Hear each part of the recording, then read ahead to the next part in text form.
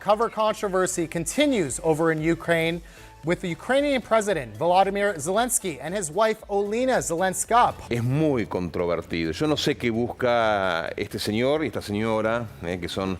Sin embargo, para otros expertos, el objetivo dentro de la The world has reported news about President Zelensky and the First Lady, but not so much in Japan. In such a situation, we can see some Western media reporting the reality of Ukraine and Zelensky. Sky News host Corey Bernardi says, everything we are told about the Russia-Ukraine conflict should be taken with a huge dose of salt. I think the president of the Ukraine is not all that he's portrayed as by the Western media, Mr. Bernardi said. Now, I know I'm at odds with most of my colleagues on this station and our network guests on this next item, but I really feel I can't bite my tongue any longer. You see, I think the president of the Ukraine is not all that he's portrayed as by the Western media. I mean, if you believe the spin, he's the second coming of Winston Churchill, and he'll be remembered as the great hero saving his people from the evil Russians. I'm the first to admit that Putin isn't a good guy either.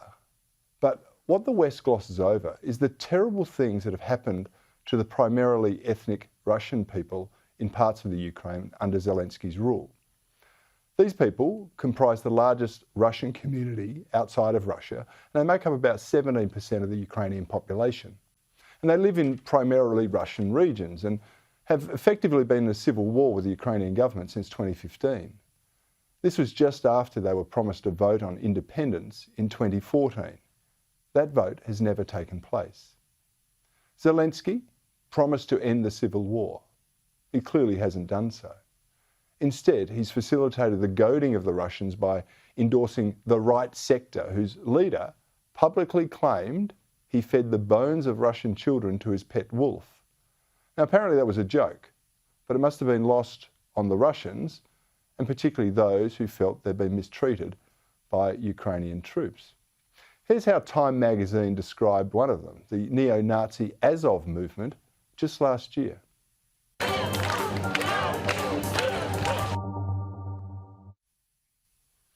Commentator Glenn Greenwald sums it up nicely with this tweet. No rational person thinks Ukrainian neo-Nazi militias justify this war, but it's dangerous madness to scoff at the impact of arming them, as the West is doing. In the words of President Zelensky, they are what they are. Have you clear something up for us? And this is these reports about the Azov Battalion that is said to be Nazi-affiliated organization operating as a militia in your country, said to be committing their own atrocities. What should Americans know about that unit, about those reports? So Azov was one of those many battalions. They are what they are. I also want to point out that Zelensky sought to join NATO against another Ukrainian agreement that was set to maintain neutrality between Russia and Europe. And even as Russian troops were amassing along the border, the foolish US Vice President Kamala Harris publicly supported Zelensky's bid to join NATO. So I will say what I know we all say, and I will say over and over again. The United States stands firmly with the Ukrainian people in defense of the NATO alliance. You don't think that was about provoking Russia? Well, I do. In any event, like most marketers, Zelensky knows that image is everything. That's why he's always pictured wearing his army green t-shirt. You see, it portrays him as a man of action and part of the front line. Well, that myth was debunked early in the campaign when his staged pick-ops in battle regalia were exposed as totally contrived. Since then, it's been the t-shirt of disrespect, which he's paraded in every single parliament around the world just about, begging for more money and arms, as one of the most corrupt countries in Europe. And he even wore it on his Vogue magazine photo shoot this week. It was as contrived as everything else as far as I'm concerned, and it was just like what we've seen being presented in this war. The propaganda coming out of the presidential office rivals only that coming out of the Kremlin. It's just that one side's lies are being dutifully regurgitated across the Western world to sustain a proxy war. It's a battle between the East and the West. Few are seeking to diffuse this conflict, and instead I think many of them are much more intent on escalating it and potentially creating World War III.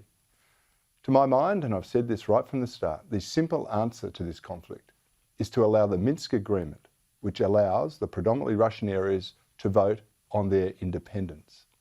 Zelensky is opposed to that proposal, and instead he's banned the Russian language in the public service, he's banned a dozen opposition parties, and he's shut down non-state-run media. He's also busy entertaining attention-seeking politicians from all over the world, including our own Prime Minister, and Nancy Pelosi, of course, and his wife, well, she's busy visiting the White House while posing for Vogue. Something about all of this doesn't add up. There's an agenda at work in the Ukraine that is much greater than staving off the Russian invaders. We are wise to take everything we're told about this conflict with a huge dose of salt. The day before Bernardi's remarks, the station aired a long interview with Zelensky and his wife. This is part of it. There are people in America, some on the Republican side in particular, who think that America shouldn't be spending all this money on a war here which has nothing to do with them. They think there are more important things in America, like inflation and so on, that they should be working on. What is your message to those Americans who do not think America should be as heavily involved? We are fighting for absolutely communal values that are universally understood. Some time ago, I responded that war doesn't have a distance. And the war in Ukraine is still the war against those values that are professed in the United States and in Europe. The distance doesn't exist today. Today, Russian rockets can fly over a few thousand kilometers, and tomorrow they will have rockets that can cover tens of thousands of kilometers. What difference does it make? They kill civilians who do not agree with the politics of the president of Russia. So this war, here and now in Ukraine, and forgive me that I'm saying it so cynically, is for the safety of Europe. As long as we are resisting, the integrity of the United States will continue. Therefore, we are giving our lives for your values and the joint security of the world. Therefore, inflation is nothing. COVID is nothing. Ask those people who lost their children, their peace, their property at the beginning of the full-scale Russian invasion. Who is thinking about masks and COVID? Who is thinking about inflation? These things are secondary. The most important thing is to survive and preserve your life, family, and your country. Therefore, at the moment we are doing this job, but the West has to help us. How did you all feel about this? Tucker Carlson of Fox News responded to this. There's really only one thing that pretty much everybody in Washington agrees on, and that is our borders don't matter at all, but Ukraine's borders are holy, and therefore the government of Ukraine, the authoritarian government of Ukraine, needs tens of billions of dollars from U.S. taxpayers. Immediately stop complaining, and by the way, indefinitely, forever. Both parties in Washington agree with this. It's the single most important priority for the country, but every poll shows that actually it's not the number one issue for Americans. The number one issue for actual Americans is inflation. So yesterday, the president of Ukraine, Zelensky, was asked about the inflation that the funding of his country is causing here. And his response was this, and we're quoting, "Inflation is nothing. Who is thinking about inflation? These things are secondary." Really? Maybe to you, Mr. Zelensky. But to Americans, they're actually kind of meaningful because our countries are not the same. Why don't you run yours, we'll run ours. So Ukraine's leaders are really not hiding it anymore. They have total contempt for us. They just want our money. They don't care about the United States even a little bit. This is not democracy is uniting in solidarity. This is a scam. Every other week, Zelensky has appeared in public. You may have noticed this with U.S. politicians on hand, snuggling with Lindsey Graham once again.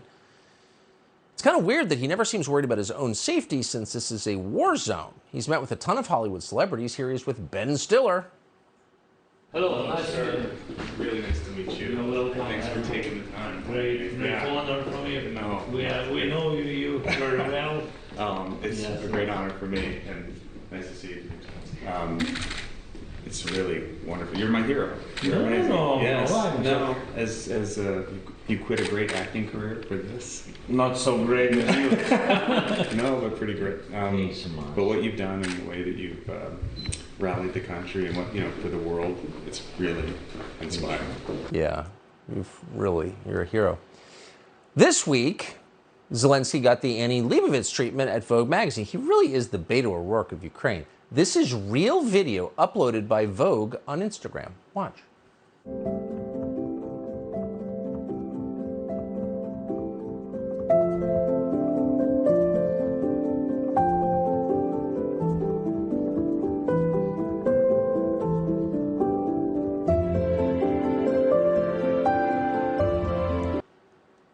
It's all pretty insulting to the thousands of Ukrainians who have died and to the U.S. taxpayer who's funding all of this. But Ukraine has gotten away with it because, with the complicity of the American media, they have from day one waged a fierce information war. They lied about the ghost of Kiev. They lied about the island where the troops told the battleship to F off. They keep lying. Now, you know, they can lie all they want, but why are we still funding this? Todd Wood is the founder of CD Media. He's a former special operations pilot. He joins us tonight. Todd, thanks so much for coming on. So at a certain point, when the president of Ukraine, and again, he's allowed to worry about his country, but we're also allowed to worry about ours. And when we're funding not simply his war, but his government, and we don't even know where the money's going, and clearly a lot of it's being stolen, when he gives the finger to American taxpayers by saying your stupid worries about inflation mean nothing, how masochistic do you have to be to keep sending this guy money? Look, thanks for having me back, Tucker. It's an honor. We talked previously about how corrupt Ukraine is, and I've met with a lot of these oligarchs. Their only allegiance is to themselves and their power and their wealth. They have no allegiance to the people of Ukraine, kind of like our oligarch class right now. So this is, as you said, a huge scam. You know, I know that all this money we're sending over there is not getting to where it's supposed to go. This recent plane crash in Greece with a Ukrainian cargo plane with 8 Ukrainian crew members who all died and perished because the plane was loaded with explosives and weapons. The narrative was it was coming from Serbia to Bangladesh, but I find that extremely hard to believe. What I think is happening is that the weapons are getting sold, and you know, this is just a big grift for either the oligarch class, the defense contractors in the U.S., or maybe Biden is sending weapons somewhere. I don't know, but it's not. This money is not getting to where we think it's going. That is for sure. I don't understand how any responsible person could send billions in advanced weapon systems into a war zone and then make no effort to track what happens to them next. Oh, of course. I mean, this is the big problem, right? I mean, this is, as I've said before on your show, a safe space for criminals to do whatever they want. They want no accountability, and they have either pushed too far, and because they're now losing this war, and it doesn't matter how many weapons we send down, unless we send the U.S. military in there, I don't believe Ukraine can win this conflict in any sense of victory that we would see. I think there needs to be some kind of immediate negotiated settlement because the Ukrainian people are suffering. But either they have pushed too far, and now they're getting the pushback from the Russian Federation, which is coming in massive waves, or they want a war with Ukraine, which is what I fear, and why we need adult leadership in the White House. Yeah, and yet everyone in Washington fell for this, just like they fell for the George Floyd myth, just like they fell for all the COVID lies. It's like dumber people have never run a country. Todd Wood, I appreciate your coming on tonight. Thank you. Anytime. Thank you, Tucker. Japan's aid to Ukraine amounted to about 300 billion yen through 2015. The amount of aid exchanged between Prime Minister Abe and President Poroshenko in 2015 was approximately 200 billion yen. After this conflict, additional aid was about 85 billion yen by June of this year. Does the current Japanese government know how this is being spent? Is the Japanese media and much of the Japanese public serious when they seem to want Ukraine to continue supporting them forever? Incidentally, all of Ukraine's foreign currency debt from the former Soviet Union was paid off by Russia under the Putin administration.